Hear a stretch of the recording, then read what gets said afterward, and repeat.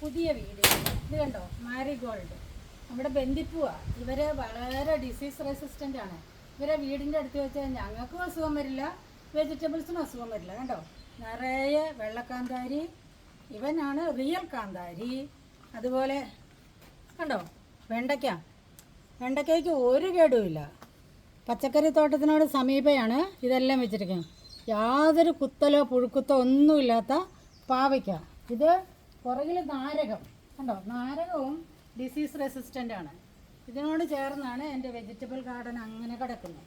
ആ വെജിറ്റബിൾ ഗാർഡനിൽ കാണാലോ, വെണ്ട, ഇഞ്ചി, പാവൽ, പടവൽ, അതുപോലെ ബ്രിഞ്ചോൾ എല്ലാം. അതിന് അരികെ തന്നെ ഞാനൊരു തുളസി വെച്ചിട്ടുണ്ട്.